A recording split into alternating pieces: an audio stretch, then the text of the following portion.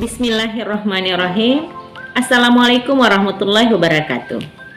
Selamat pagi dan salam sejahtera bagi kita semua. Perkenalkan, saya Juni Hartati SPD, mengajar di SMP Negeri 1 Moyo Utara, Kabupaten Sumbawa, Provinsi NTB. Mata pelajaran yang saya ampu adalah IPA dan Prakarya untuk jenjang kelas 7, 8, dan 9. Judul praktik baik saya kali ini adalah dengan pembelajaran diferensiasi, kita dapat mengembalikan kodrat alam dan kodrat zaman anak. Situasi atau tantangan yang dihadapi diantaranya yaitu: pertama, motivasi belajar siswa sangat menurun setelah jam istirahat. Bermain di luar kelas menjadi hal yang ditunggu-tunggu oleh siswa. Jika sudah istirahat, maka sulitnya membuat siswa kembali cepat masuk kelas dan sulitnya siswa berkonsentrasi atau fokus dalam belajar kembali. Yang kedua, kurang aktifnya siswa di dalam pembelajaran. Banyaknya siswa yang mengantuk, siswa yang izin keluar kelas pada saat jam belajar, alasannya ke toilet, padahal hanya ingin bermain dan duduk menghindari belajar. Yang ketiga, masih banyaknya guru yang menggunakan metode ceramah dan pemberian tugas mencatat dalam pembelajaran. Inilah yang melatar belakangi saya, mengapa saya mengambil judul praktik baik. Dengan pembelajaran diferensiasi, kita dapat mengembalikan kodrat alam dan kodrat zaman anak. Sehingga saya memutuskan untuk mengambil langkah atau strategi dalam pembelajaran yang sudah saya lakukan. Mari kita lihat video pembelajaran sebagai aksi dalam menjawab tantangan yang saya hadapi. Langkah-langkah yang saya lakukan: yang pertama, menyusun RPP berdiferensiasi berdasarkan kesiapan belajar siswa. Yang saya lakukan di awal pembelajaran dengan menggunakan game Kahoot untuk mengetahui kesiapan belajar siswa. Asesmen diagnostik kognitif dilakukan di luar pembelajaran.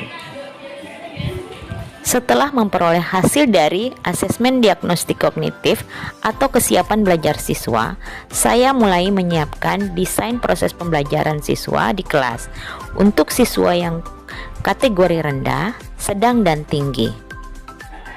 Pagi ini menerapkan budaya positif sebelum masuk kelas. Mengawali pembelajaran dengan salam, doa, dan mengecek kehadiran siswa. Kemudian melakukan ice breaking agar siswa lebih fokus. Melakukan kesepakatan belajar, kemudian memberikan kesempatan siswa menyampaikan usul dalam kesepakatan belajar, menyampaikan tujuan pembelajaran, dan menyampaikan penilaian yang akan dilakukan selama proses pembelajaran. Tak lupa, saya selalu melakukan mindfulness atau teknik stop untuk mengembalikan fokus siswa. Waktunya mengecek kesiapan belajar siswa dengan menggunakan game Kahoot. Ketika kegiatan inti dimulai, guru mulai menayangkan gambar dan video pembelajaran. Tugas peserta didik menyimak dan mencatat apa hal-hal yang penting dan poin penting dari konsep getaran yang ditayangkan. Kemudian, sebelum diskusi dimulai, pembagian kelompok dilakukan secara heterogen dan guru membagikan LKPD. Guru menjelaskan tugas dalam berdiskusi. Masing-masing kelompok mendapatkan permasalahan yang berbeda sesuai dengan kesiapan belajar siswa berdasarkan asesmen diagnostik kognitif yang telah dilakukan. Rumus yang digunakan berdasarkan permasalahan yang diperoleh. Mereka akan menjawab pertanyaan di kertas plano dan menempelkan rumus yang sudah disusun. Setelah mereka selesai melakukan tugasnya, mereka akan memajang hasil tugasnya pada tembok kelas. Per kelompok akan melakukan touring, di mana sebagian anggota itu akan berada di stand masing-masing untuk menjelaskan hasil tugas mereka, dan sebagian anggota kelompok akan berkeliling untuk melihat hasil tugas dari kelompok lain. Mereka bisa memberikan pertanyaan atau melakukan tanggapan jika melihat hasil dari kelompok lainnya tidak cocok atau tidak sesuai dengan konsep jawaban yang benar. Jadi, tujuannya adalah untuk menstimulus siswa untuk berpikir kritis. Begitu juga sebaliknya, yang memiliki jawaban atas permasalahan yang dihadapi dapat dipertanggungjawabkan sesuai permasalahan yang didapatkan atau dimiliki. Setelah proses diskusi selesai, guru memberikan apresiasi kepada kelompok yang aktif dan memberikan umpan balik. Kemudian menarik kesimpulan.